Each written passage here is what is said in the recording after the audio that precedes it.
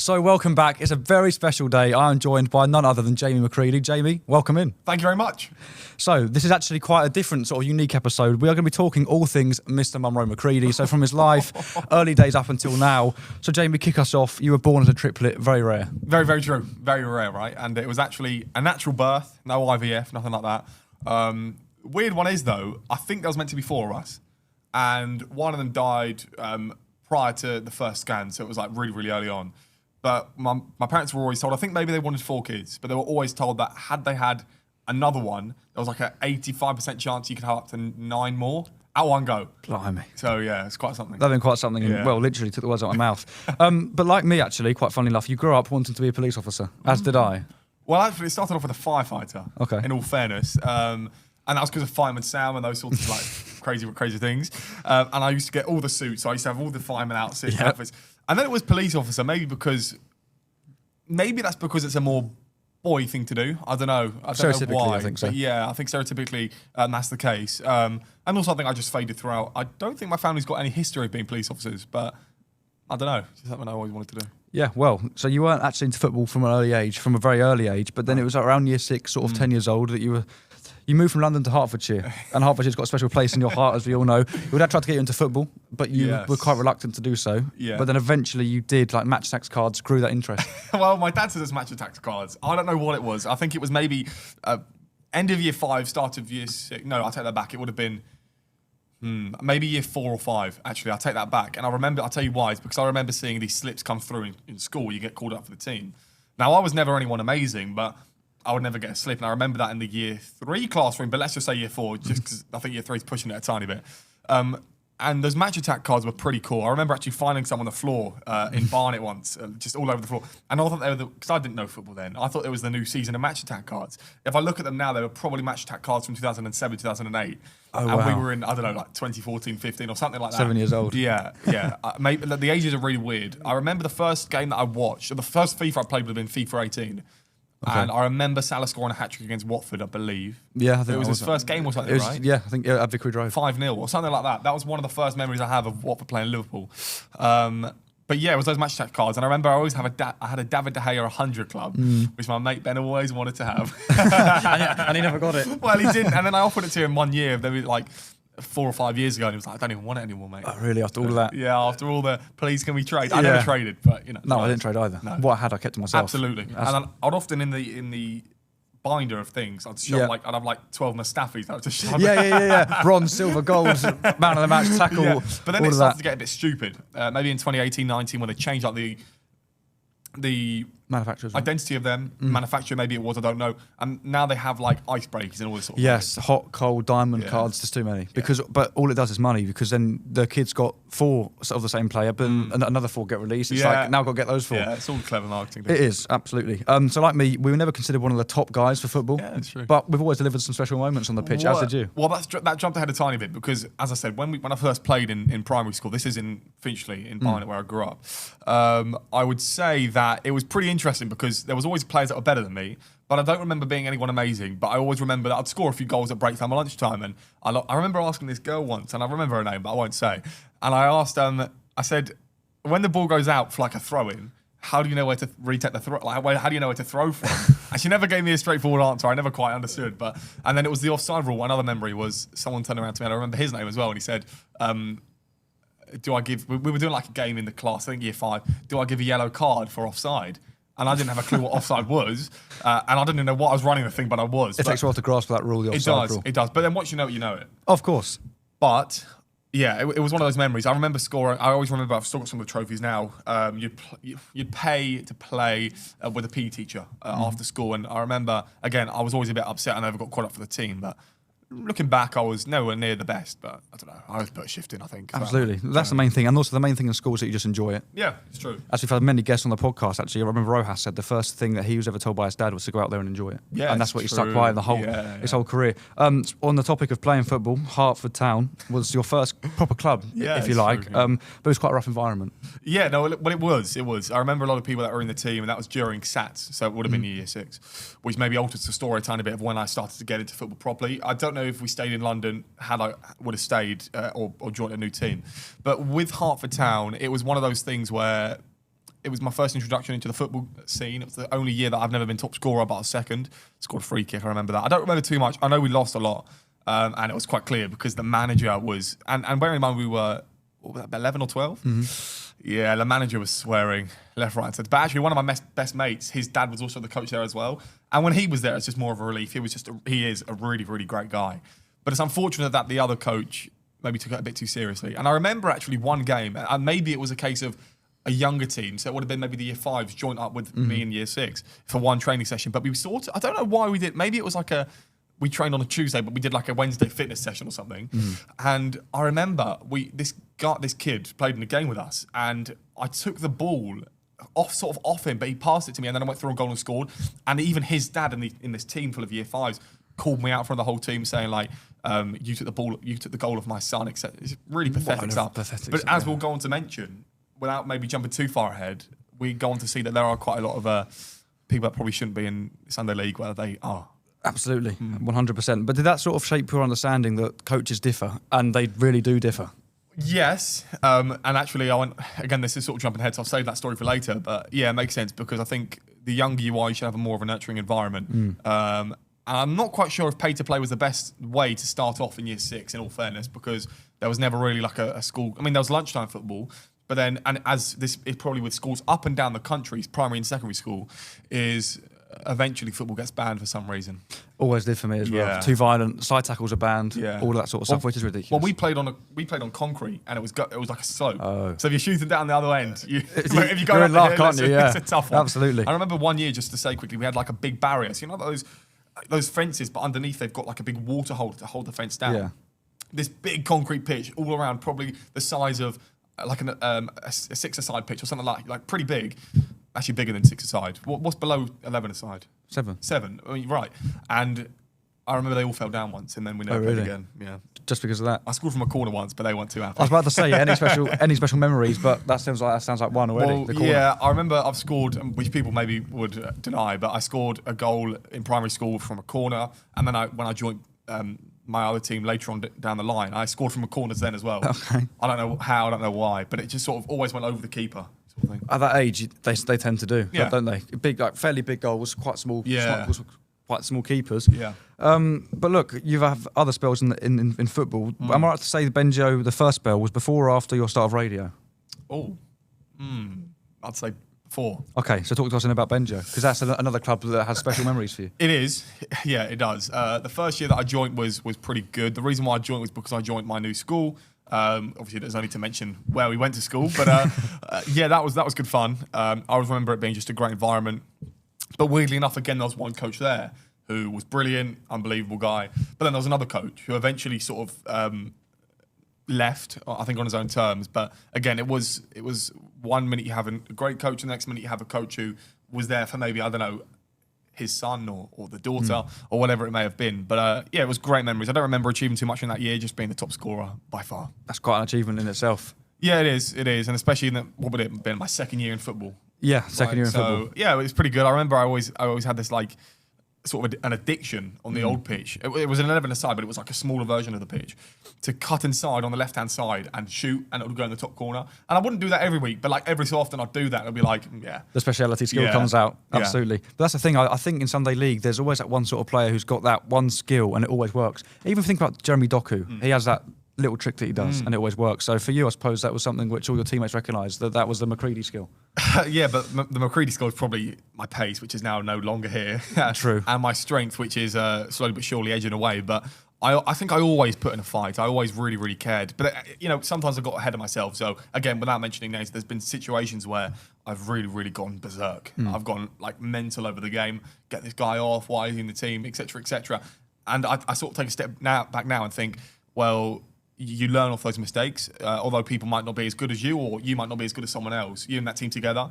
And as frustrating as it is, and it will go on to the second spell at this team, it ended up being quite frustrating in the end. And I think for a very fair reason. I'd agree, but I never am one to critique the frustration. I just see it as passion. Yeah, that's really fair enough. I remember actually one game I played with a migraine. I'm really prone to migraines, but recently I haven't had them. And I don't know if this was like going through the motions of like hormones and things like that, but I had a migraine a few times, but one of the times they were like, do you want to come off? And I said no. And actually one of the parents in the group chat said, credit to Jamie for staying on, true leader, true captain. And actually I was captain. Let me say, I was captain in that team for the 2 years that I was there, but then when I went back, rightfully I wasn't captain. Okay. But the 2 years that I was there, I remember being captain in my first game was actually against Hertford Town in a friendly. Oh, was it? And we had a referee who was a female referee. And she said, you're one of the most politest players I've ever refereed, which is obviously a great statement, right? But we should have won that game. It was the last minute. It should have been passed to me, but it wasn't. We remember those sorts of things. Yeah. And I was captain from then on, and I led the team. And I never really agreed, because there was obviously a few people in the team who wanted to have the armband on. But they were always... at the last hurdle for themselves, they let themselves down. So it'd be like in training, they'd be swearing or doing stuff like that. So then they wouldn't get the captaincy. So you were consistent and always did the right thing? Yeah, I'd say so. And I was going to say as well, I also had a migraine when I joined the team higher up, which I mentioned. We played in a local derby and I scored the goal.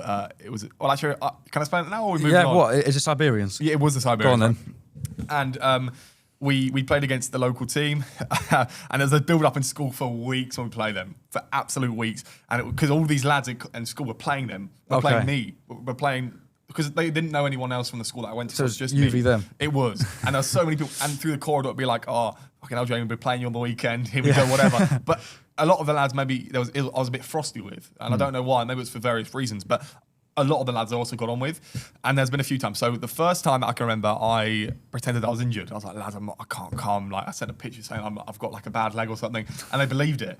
So then I rock up, and their facilities are really nice, and I walk through, and they're like, oh, McCready's here. McCreedy, what a feeling that must be. Going. Yeah, absolutely. Because obviously all the parents, every time we played them, the parents were there. They were brilliant. Like the away support, like the parents were great. The right? travelling ultras.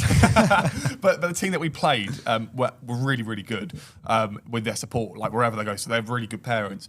And yeah, it was just phenomenal. But then I show up and I did my warm up, and then I remember a player came onto the pitch. It was like, McCreedy, I'm coming for you. I'm coming for you. It was always against sort of like me, as egotistical as that sounds. But I scored a goal, and it was a throw in. It was the last minute. I think. In these games, we always won at their ground. And they would always win at ours. Yeah. But there was one time where that did change. There was one time where we lost at their ground and they beat, and then we won at our ground. But I didn't play that game. But the point being is I scored a goal. I think we were winning 2 or 3-0 because there's always clean sheets, whatever the game was, right? So if we win, it's a clean sheet. Throw in from me, 1-2, and I've gone past 3 people, but I'm just edging it like away from them, not doing any skills, just edge of the box, sliced across the goal. The keeper's gone underneath it, and I've waved at the keeper. All due respects to him, and done a knee slide, and everyone's jumped up. That's the knee slide moment, isn't it? Yeah. And I always get my mate Kingston to tell me it, and it gets me gassed, you know. Yeah. Because ultimately, it was that game where it was the biggest game of the season. Because even the coaches and the players were like, Jamie, like you got to perform, you got to do well in this game, whatever. And credit to the team because, you know, although there was some hard moments in that team, everyone in that game came together. Phenomenal stuff. That's what you got to do. In those games, there's the reason behind winning is a mentality, mostly. Obviously, actions on the pitch are massive, but if you go into it believing that you can win and you're going to cause an upset, then that's how 3 points get secured. Okay, so new subject to come on to.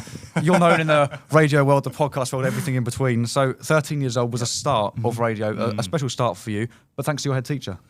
Yes, but I've just remembered another story. So remind me about a man called Declan in a second, right? Okay. So yeah, my head teacher was phenomenal. Dennis O'Sullivan, really great guy. He's got Irish backing behind him, loves Irish folk music. And he had a podcast on, I won't mention the station, but there's a big station in Hertfordshire, but every so often, it's a bit of a laughing stock in all fairness, they'll have 20 presenters, and then a month later, none of them are there. And then another 20, none of them are there. And then you go on the station at 4 o'clock when, I don't know, Kirsty's show's meant to be on. I don't know who Kirsty is, but nothing's playing. It is an absolute joke with that station. It sounds like Cheshunt and the 60 players in one season.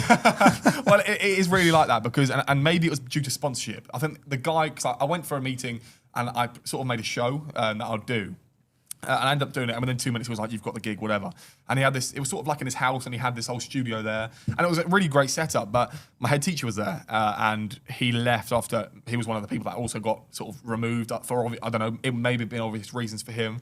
And yeah, it was really, really good. And it was one of those things where it was good potential. But then I looked for radio, and they were really, really great. John is a great guy. And he gave me my own, I was actually on Dennis's show, for a couple weeks, speaking about like a bulletin about the Women's Euros were on at that point. So speaking about that, and I remember it was a bit of an embarrassing moment. I think it was maybe over the summer holidays actually. Towards the end, I said to Dennis or Mr. O'Sullivan, I said, oh, hi Dennis, hope you're well. Thanks for last week. I'm looking forward to my next bulletin. I've already told my followers it's going to be at, I don't know, 4:45.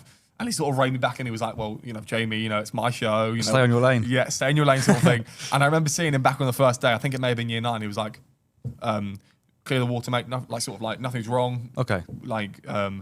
Just remember that moment sort of thing. But yeah, you're right. And then I ended up getting my own show.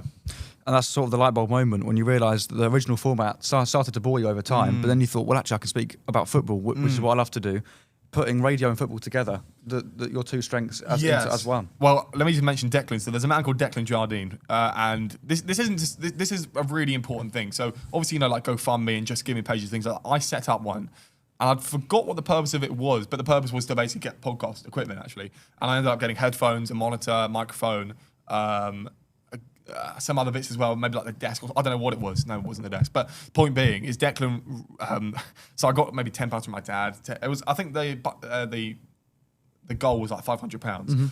So £10 here, £10 from my parents' mates. Declan, £20. Cheers, Declan. You say on the thing. Literally, like maybe 5 or 6 hours later, the rest of the money's been sent through. I get notification. I'm like, this is not true. Because I never expected to get one. So obviously everyone's done a Just Giving page once in their time, of course. Right? And I never got one. And to even get £20 was great. And then Declan was like, something along the lines of, hi man, really appreciate your enthusiasm.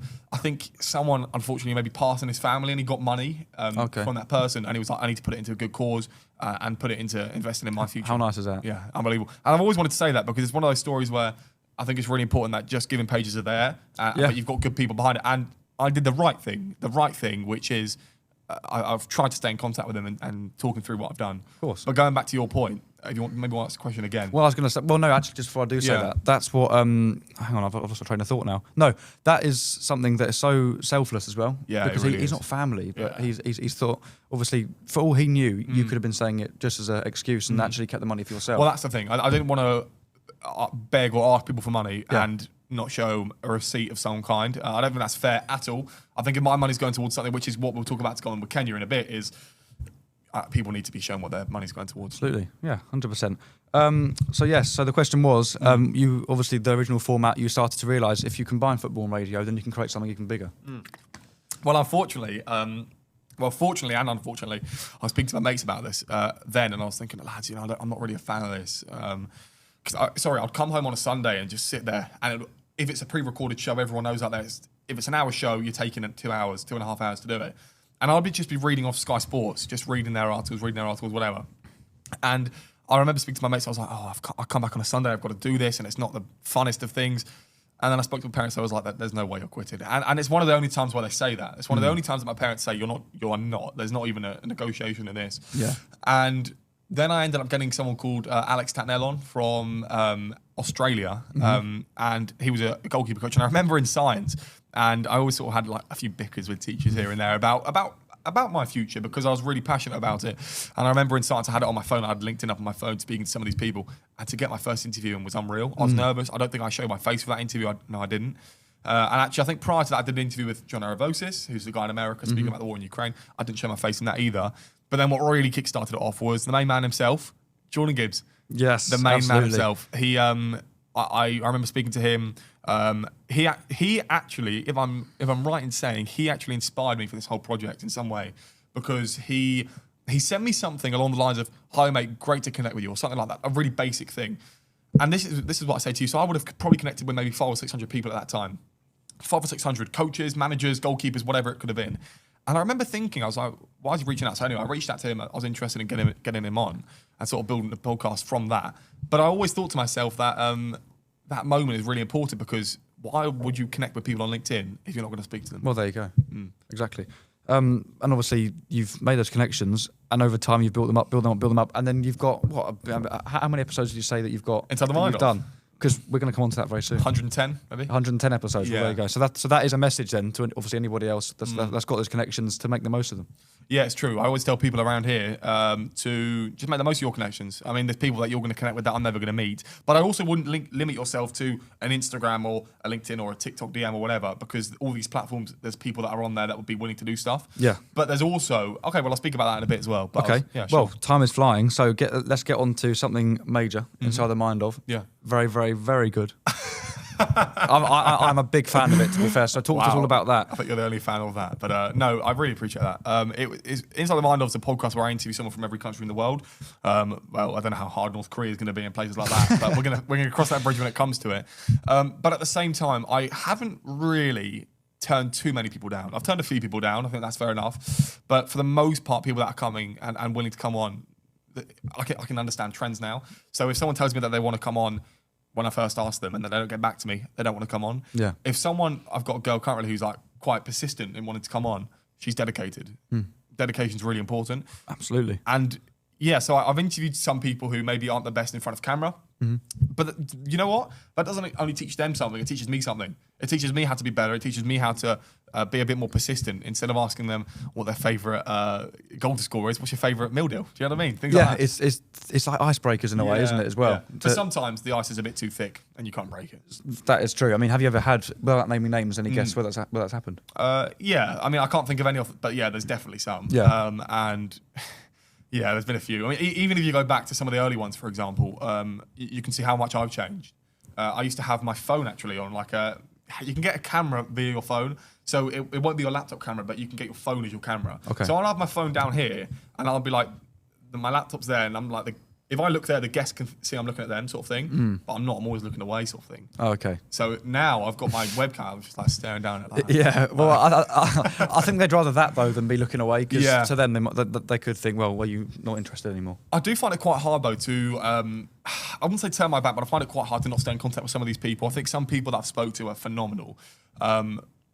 But without naming names, if you really want to, you can do the digging yourself. But by the end of one podcast, I had someone doing their washing, their laundry. Really? Yeah, yeah. And the camera went from like being here on the chair like that to, having it up in the air, so it's on the ceiling, to then this person being like on the other side of the room, and then me seeing some washing.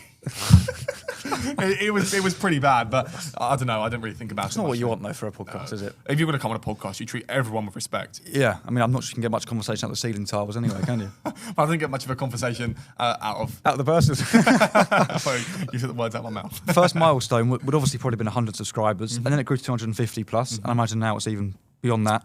So each time you grew to these milestones, was it just to keep going, or was there ever a hint of complacency? I doubt there was. I never cared. Okay. I never cared, because currently I've got, 300 subscribers. I couldn't really care less. Okay. I think I'm just happy to do it.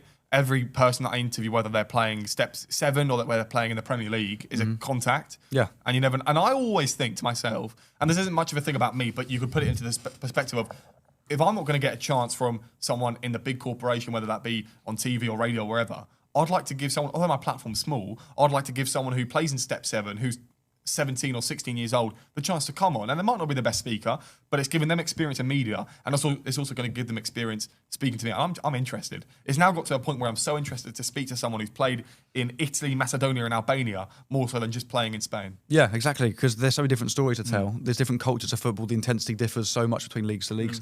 But not only did you talk about football, you also touched on politics, media appearances, all these sort of things as well. Well, what ones do you want me to talk about? We'll start with politics. So start with John on the US election, because that was quite an episode. It is. Thank you very much for that. I'm actually hoping to get John on back soon. John Aravosis is an absolutely phenomenal guy, really good guy. He is an activist in America. He's one of the first people to do something that he did, start like a blog about politics and things like that in America. And he's been on appearances from everything, from BBC to all the big stations in America, everything. And this is where it actually goes back to a point of someone like John could charge, right? He does TikTok live every night of Monday to Friday, and on Saturday he does this like thing where if you have a subscription, you can go and talk to him sort of thing. So he's like in a live, but it's just the private people who follow and subscribe to him. And then I speak to footballers who want money. And now I don't want to criticize anyone, because money's really important. Otherwise, you're not going to survive. Yeah. But someone like John to really believe in me and to really give me the opportunity, not once but twice, and to be in talks with me for a third one. And I've got a few videos when I go on his live. He's like, "Oh, hi Jamie, how are you?" Like 1,000 people on there. This is Jamie, whatever. Oh, really? Really unbelievable guy. And he doesn't have to do that either, does he? He's gone out his way to introduce you, to make you known. Sounds like a top guy. He is, and if there's ever a chance, I'd really like to meet him. Just shake his hand. It'd be lovely to have him in. Yeah, to meet him. Well, he lives in Washington. Might be a bit harder then, mightn't it? Maybe we do a little trip to the White House. Who knows? Yeah, who knows? Who knows? Well, trip to America. Okay, now something massive that you've done, which is very admirable, I have to say, Cheers. is the Kenya project. So it's about a 2-year project so far. Yes. First contact was actually, funnily enough, about this time 2 years ago. Oh, as we okay. speak, 20th of November. So 2 years ago, pretty much. Yeah. So it was a LinkedIn message from the Lion Sports Academy in Kenya, and they were sort of saying that there's so many children out there, talented footballers without boots, without equipment, and it's not fair to put it honestly, because obviously you've got players over here. We're very fortunate in England, the top countries, wealthy countries. There's many children in Africa without the basic needs. Yes, but I also want to retract a tiny bit from what you said there. You said that people in England, well, we're great to be in England. We are, but there's also people in this country that can't. Of course. And I actually thought that I'll go on to talk about this in a second. But I actually thought that those children are brushed over a tiny bit. But let's speak on Africa, because I've always had this idea that people in Africa, Asia, and people in less represented parts of the world are so destined to become top footballers if given the chance. Yeah. If you look at someone in Africa, a lot of them aren't entitled to free education. I don't think there even is free education in some of these places. And they might go to a village school. They might live in literally a hut. And what they do is they play football. And they play football persistently. But how did you actually get into contact with them? Well, Gabriel got in contact with me. He was just explaining about the academy and explaining what they do. And I sort of felt a bit compelled to do it, in all fairness. I thought that, do you know what I originally thought? And it's going to sound a bit cringy. You know Football Manager on their social media? I do, yeah. Or even a football club where they go, right, and they go, in England they're playing at 2, but they do like a world map. Oh, yeah, And they start the kickoff times from each. Well, I thought that what I could do is I could just make a post like that every so often and be like partnered clubs with my podcast. So it'd just be like a promotion on social media. Like, really, you're not even going to get 5 followers, but like just something out of that, right? Yeah. But then I ended up getting a few boots from my school. They were a bit funny about it at the start. They were a bit like, well, you're not a charity, whatever. But eventually we managed to work out a deal. And this was actually just after I ran to be the Cheltenham Town manager. I do remember that. Touch upon that. Go on. Okay, so I ran to be the Cheltenham Town Football Club manager, and this was maybe 2 years ago. And I stood there in a suit in my room, and I actually, in all fairness to me, you sold yourself well. Well, thank you, but I didn't actually read off a script. I had big words. So I had like Eddie Howe and a few other bits as well, because I did mention Eddie Howe. And for me, it wasn't even a case of, am I going to get this and am I not? I'm just saying, go and do it, right? Just go and try and become a manager of a football club. I always wanted to be a manager. And I actually remember, oh my word, I remember in year 7 or year 8, I really thought I could become an owner of a football club. I was DMing football clubs, trying to become an owner of, and I even tried to make my own team. You can make your own Sunday League team. You can, it's really easy. I think I could do it in a couple of weeks, but if you pass all that paperwork or whatever. But yeah. I honestly thought I'd be able to start up a football club and challenge like step 7 and 6. Really? At 13 years old. 13 years old. And did you ever get any responses? No. But I tell you what, I did get a response from Cheltenham. I got a response from the chairman, not the chairman, someone on the board, and they were saying, thank you very much, Jamie, for your application, because I just kept sending in my video and sending in, please take me, please let me become your manager. And in all fairness to him, he responded and said, hi, Jamie, we're going to be doing screenings for the manager in the next couple of days. We'll consider your application when we come to that. Oh, really? Yeah. Okay, well, they actually did reply, and they could have just said, you're too young. Yeah. To put it briefly. Yeah. But, okay, and did you ever hear from them again? Of course not. No. I think it was just a nice thing that they spoke to me. Yeah, no, it was. I'm not even UEFA A, I'm not even UEFA C, I'm not even FA level 1. No. So, you know. No, sound like football manager. Vouchers, doesn't it? You imagine I've become the manager of Cheltenham Town one day. I've got a story to tell. Well, you do.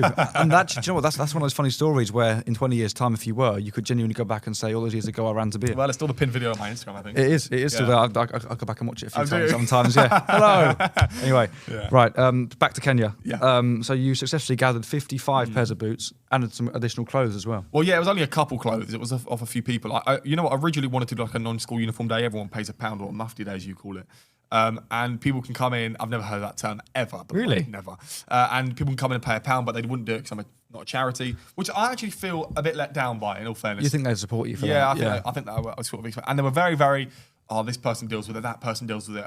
Don't come to me. So just dismissing it? Yeah, but I'm not having any of that. No. I probably sent three emails, and eventually I got, not my way, we negotiated. Do you know what I mean? Yeah. I got somewhere, and we got some boots. Sorry. Boots! Boots! Look, voice cracks keep happening. I don't know why. I think it's because I talk too much.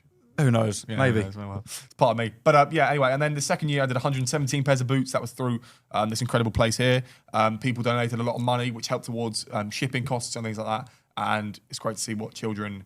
it's great to see what the smile on people's faces and the videos. But more importantly, I actually said to Gabrielle in Kenya, I said, I'm going to help you, but I need videos and stuff, social media first. Yeah. Because again, it goes back to being transparent. If I'm asking you for money, I need to show you where it's going. And then I've got to show you after that where it's actually gone. Of course you do. and we're having that That's the problem right thing to do. So yeah. And whilst we're on the topic of the Kenya Cup, that thing behind me there, hang on. No, still wrong. There. This is actually the cup that... So, Jamie, obviously, you bought this, right? No, I didn't. Callie bought didn't. It. Okay, so, yeah, Callie, our coach, bought this, and we had a tournament in the sports hall. You paid, what was it, £1 to play? Yeah, I think it was £2 actually. £2 to play in a tournament, a few teams as well. You on the winning team. Unfortunately, it wasn't corrupt though. Was it rigged? Don't know. Not by any chalk. No. Unfortunately, I wasn't. I was the top scorer of the tournament, but I also scored the most own goals. I scored one own goal and got absolutely sent flying as well. Tried to, I don't know what it was. Well, who sent you flying? Can't remember. It was me. It might have been him. No, it was. I've got it on video. But what did it feel like? Oh no, it was you, wasn't it? Yeah, it was you. Yeah. Hold it. Yeah. What does it feel like to actually have won that? Well, your own tournament. Well, yeah, it was nice. I'm happy that Callie bought this. Like, props to him. Yeah. It's my first ever trophy. Yeah. But no, I'm really happy because this is just a resemblance of people in Kenya and people in less fortunate parts of the world. Exactly. And they always tell me when you come here, they're going to essentially roll out the red carpet for me, which is a bit too kind. Well, yeah, but you wouldn't complain, though, would you? No, I probably would. I'd probably say, lads. Oh, do you think? Yeah. Okay, well, I couldn't. I mean, look, it'd be wonderful to do that, but I'm no one famous. I help them, cool. But in actual fact, I sort of. The thing is with me, and I don't know, I think people change. And again, this isn't like an egotistical thing, but I don't think too highly of the work I done in Kenya. Like, seriously, I don't. Okay. Because I think that that's a really normal thing to do, but it's It not. should be a normal thing to do, that's the thing. Well, it should be a normal thing, which is probably why I think like that. Yeah. And I think to myself, you know, if I'm the one going to go to Kenya, I'm not the one that's done too much. It's the people that have donated stuff. Yeah, of It's people course. but it's also, okay, I'm the middleman, cool. But at the same time, you know, I wouldn't feel too unhappy if they didn't. If they did, sorry, but I wouldn't feel too impressed if they did either because I'm no one special. Do you know what I mean? For some you are. Yeah, I mean, for those kids, possibly, yeah, I am. That's the thing. Because I always go, Jamie McCreedy, we love you, whatever. But yeah, I mean, it's nice. It's nice to hear. Got some letters too, as well. Yeah, I some did. thank you notes, which Well, is a great touch from them. Great stuff. It just like the pictures you see and the smiles they've got on their faces, they're genuinely so happy to play, that makes it, doesn't it? Yeah, it does. It does. And I mean, even going back to what I was saying earlier about, you know, credit to Jack Baldwin, who's someone we've had on the podcast who started his own initiative. But I think he specifies on UK stuff, which is so important because there is literally people down the road here who do not have football boots. They do not have shin pads. They do not have socks. They probably don't even have a top. Seriously. And there's people down the streets down here that need stuff. And I credit to Jack Baldwin, seriously. And I try and share his story as best as I can because he's a really phenomenal guy. He is, and he also helped us get tickets for the game. Oh, yeah, to he go and did. watch as well. So all round, top guy, Brilliant. absolute And legend. you can tell he's a family man. Oh, of course you can. Same with Adam Thompson as well. Yeah, well, we could list off all of them, right? We could, They're all great but people. we'd be here all day, wouldn't we? We would. A lot of good things to say about them. And as a result of Kenya, as a result of all the work you've done globally, you founded the JJ program, and you named the initiative the JJ program. Yeah, so the JJ program hasn't quite taken off the way that I wanted it to. I wanted to do a charity originally, in all transparency, but it's too much. It's too much effort. It's too much time for something that's not going to lot get of too much paperwork as well. of a reward back. Well, it would have been something like so much paperwork, so much finances. If I did one thing wrong, I don't know, but I could have been in big trouble. And it was just one of those things where I just needed to just have maybe just a page where I could just put all the social media stuff like the cup, like everything else, and just say, well, this is just a dedication to my work and what I'm doing. And I've been contacted by some people that I met actually in Morocco a couple of years ago. You? Yeah, to help them out in some rural Moroccan village. Okay. Which goes back to a quick story where my dad actually went to this village a couple of years ago, maybe when we were like 8 or 9, so more than a couple. And he went on a quad bike with my mum, and he went back the following day because he wanted to help these children. No, that was another story. He went back, he went through this village. Seriously, it's beyond poor, like the standards of living for these people. And my dad went into the shop. It was probably the size of that there behind you. And there was literally a small box somewhere, like smaller than the shelf in terms of length. Really? And he went, how much for all of it? And I don't know what it was. And it's like a box full of bouncing balls. So my dad gets the box and he's throwing all these balls down the village. And and all these kids are screaming, absolutely screaming from receiving a bouncy ball. Seriously, imagine if you help these kids beyond that. Yeah, So I know. if I could help these children out in Morocco and they've invited me to go there, Okay. if I could go there, it would be a phenomenal once-in-a-lifetime sort of thing. Yeah, I mean that really does put it into place. As for us, if we see a bouncy ball, it's the sort of thing that we would kick under the sofa, isn't it? Like, and it probably is.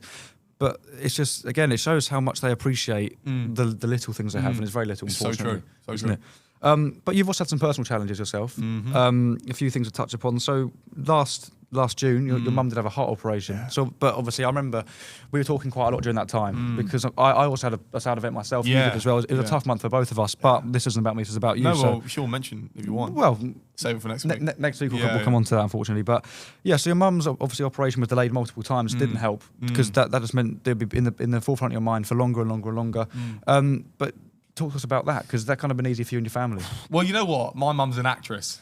So, like, she literally, like, by definition, she is an actress. Like, she had her own drama school, and really credit to her. She's got a few stories to tell. I'm sure she does. Yeah. I mean, I think everyone's parents do, but yeah, she was remarkable. But I don't quite remember the timeline. So let me just try and remember what I remember. So she had the operation in June, but maybe a year and a half before she got ill, and she was going for like a checkup, and she had this like a leaky valve. So it's like your heart pumps, but if I can understand it correctly, it leaks back. She also had an overpacing thyroid, which I don't quite know where that is in the heart. I think it's the heart. But it's like the heart's beating faster. So not only is it coming back the blood, it's also doing it more than it should. So and that means you get out of breath really quickly from walking up the stairs, like literally stuff like that. Yeah. And I don't know why, but she was really, really ill. But she covered it up, like really ill. Like I think she really could have been like bedbound. But then she took medication, and I don't know if it's because of the unfortunate slow pace of the NHS due to various reasons. But come June, it got delayed that she was meant to have an operation in May or something, got pushed back to June. So my mum was so panicky about this. She was like, I need to have this operation done. If someone gets COVID, there's literally a potential risk that she could die, literally stuff like that. And it was a real weird one because for me, again, going back to this whole motherly thing, because I know, is your mum not an actor? No, she's not. No, okay. But like your mum would probably do the same thing where she would mask up a lot of the stuff that she to be strong is going through. Yeah. My mum was probably absolutely thinking it was her last days.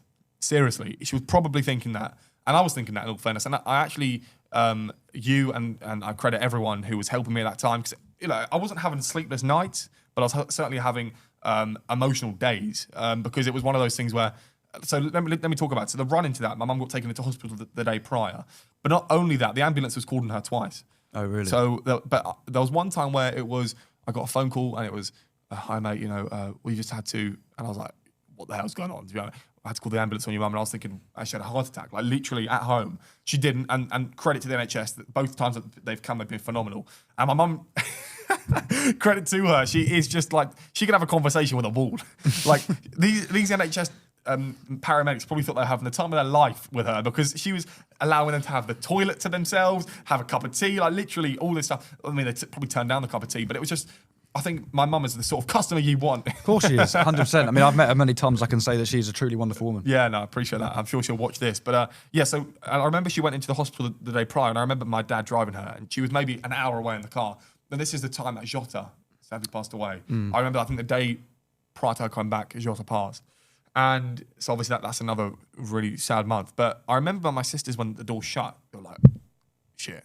Like this is, like she could be gone. Like there could be a chance that she doesn't ever come back through that door. Right? And that's a serious thing. And my sisters, in fact, sort of, I don't know what they were going through, but for them, I was trying to speak to them about like, I'm a bit like, she could die. I always thought, I had a funny story back in the day where I got a cut in my leg with Ben. We were on like a swing in the park, and I fell into the river, and I was so scared I was going to die because I had like rat weed. I thought rats. Oh yeah, yeah. So I've always been a bit panicky with those sort of things, and my sisters were just like, well, if mum said she'll be fine, she'll be fine. But I remember calling my mum. She was, again, credit to her, she wasn't meant to be, but she got upgraded to this like VIP room. And if you want that room, it's either, I genuinely think it's £1,000 a night to be in that room. And she just got upgraded for free because she is Claire McCreedy. Well, she is, yeah, absolutely. And she went in this room, but I remember speaking to her. She was so happy, but she was like, oh, Jay, the food's not very good in here. And I was like, Mum, the food can't be that bad. But believe me, when I went in, it was bad. Oh, was it? What was it? Well, I had a chicken roast dinner and a custard and what's it called? Apple crumble. Absolutely revolting. Disgusting. The custard was literally as thick as slime. As thick slime. And my mum was like, see? So this is after our operation. I told you so, yeah. I told you so. But I don't know how much time we've got left. How much time do we have left? 10. Okay, cool. So so the night prior to her having her operation, obviously she went and she had to wake up at like 4 a.m. She's not very good with mornings anyway. And she had to have this salty drink. I don't know if it's just to clean out like, I don't know, whatever it was. But I called her the night prior. She actually went to bed, so I sort of woke her up from her sleep. Oh. Yeah, but I actually, I don't think she knows this, but I actually recorded the message. It says you did. Yeah, I recorded the call because I was actually thinking that's the last time I can actually speak to my mum. That's awful. Yeah, and she was, but she did not think like that. She was like, "Why have you woken me up?" Oh, okay. But I was like, "No, well, hopefully, good luck with the operation tomorrow." And then the day, this is where it was a bit difficult because I wake up for college. I'll be in the car at about 6:30 in the morning. She was maybe starting the operation at 8. Okay. Had she started the operation at 6, prior to me as waking up, there's nothing I could really think about. She's in there, she's fine. But because she wasn't really in there, I'm like, oh, what is she panicking? Like, what's going on? I don't know. I've actually not really sat her down and spoke to her about it. Maybe that's a podcast. I don't quite know. Could be, couldn't but, it? Yeah, and then, I mean, post this whole thing with the doctor, she was quite eager to become 100% Claire McCreedy once again. Of course she was. I remember you said actually she was a few days after coming back from the hospital. She was still on her feet doing tasks. And you said you have to rest, sit down, and well, she was meant to be on her bum on the sofa. Yeah. For 8 or 10 weeks till she got signed off. She was not having any of that. No. She was not having any of but that. how bored? You'll get bored. Yeah, it's true. Just on the sofa, wouldn't you? But I think prior to her going into the operation, because it's like us when we're at college, when we're at school. Oh, when we're off, I'm gonna have so much fun. But then once you're off, my mum was probably thinking. Well, prior to this, my mum was like, "I'm going to call all my friends and have everyone round, be like the president inviting people to the White House." But yeah, it was really cool. She spoke to some cool people, but she was really eager to just get back on her feet. Yeah, well, to round that sort of story off, I'm just happy she's doing well. Yeah, I appreciate that. Yeah, of course. But something I want to touch on with you as one of your best mates. Yeah, well, I'm very proud of you that you that. kept going through that time because it's not easy. Yeah, I know. With college, with the FMP, with Kenya, with all of it. Well, the only two people that I'd genuinely say are I could call up at 3 in the morning, maybe apart from Harry Hennings in this situation because you're an early bird. But it would be Ben, you, and a couple of other people as well. And credit to all of them. I mean, Ben's been my mate since, I don't know, actually reception, and we got a few funny stories ourselves. I'm sure you do, yeah. But no, really great people all round. But yeah, no, I'm happy she's all right now. It was a weird time because my dad always was going to the hospital and things like that. And then there was actually a moment where I don't know if you want me saying this, but there was like an issue at the hospital where it was a bit like weird, like she was obviously hooked up to wires and things like that, and something happened sort of thing, and she sort of scared herself, but there was nothing wrong. Do you know, it's just one of those. I mean, it's just a time when you don't know what's going on. Yeah. It's uncertainty, and that's the worst thing, I think. One of the last points to touch on is the era of youth TV. Oh, yeah. So, the January of this year, you become the managing director of sport. Didn't last for ages, but it was still an experience with Urban, obviously, as we know. And you built a team across the UK. Well, Urban, I'm not going to come on over and say that. Like, Urban will say, and I think Urban said before that I built the team up to a decent quantity 100%. and quality as well. But I did decide to leave on my own terms. Yeah. But Urban was phenomenal with it, and he was great with it. And he's always said to me, "You can come up whenever you want," which is going to make for a story in January. And Urban is an absolutely phenomenal guy. Literally, Youth TV is a project which is sort of destined for the stars. Yeah. I can't think of anything like it. And I think it's about time someone like the BBC or someone like ITV hook up with someone like him. For sure. Phenomenal stuff. 100%. But I also wanted to make sure, I don't know if you're going to speak about politics. Is there political talk in this or not? There was not too much about Okay. it, but I was going to say we got a bullet point about political topics and interviews. So any more on that you want to talk about? Yeah, well, I want to say that obviously I did join my local political party. Of course you did, yes, the Conservatives. Yeah, I did. And actually, speaking of which, a bit of history. Obviously, Margaret Thatcher was what constituency? I want to say Finchley. I think it was Finchley. Okay. And my granddad was a big donor of Margaret Thatcher. And actually, my auntie's got a personal message from Thatcher to my grandpa. Yes, she said. And I've always tried to tell my auntie, well, when are you going to bring it? When are you going to bring it? Because it's about time. Yeah. She's like, oh, next time, I've been busy. And I'm like, yeah, cool, but don't forget, don't forget. And you best hope that is still there, like wherever she is. I know, after all of that, and then you can't even find it. But I mean, look, politics is a weird one. It's a shame I didn't join during the general election. I've now got to wait until, well, it could be tomorrow, but it won't be. I've probably got to wait about 3.5 years, 4 years, to experience a general election. But yeah, I think it's really important to help out your community, your constituency, the people in it. And for all of those MPs and people who are abusing their power, they should not be in a job. Well, I mean, and today's a big day for that, isn't it? The budgets. Yes. Well, look, the budget's a weird one because everyone points fingers at everyone. Rachel Reeves is pointing fingers at the Tories for the last 14 years, rightfully or wrongfully. Rachel Reeves would be pointing at everyone else because it's never going to be the Chancellor's fault. Oh, no.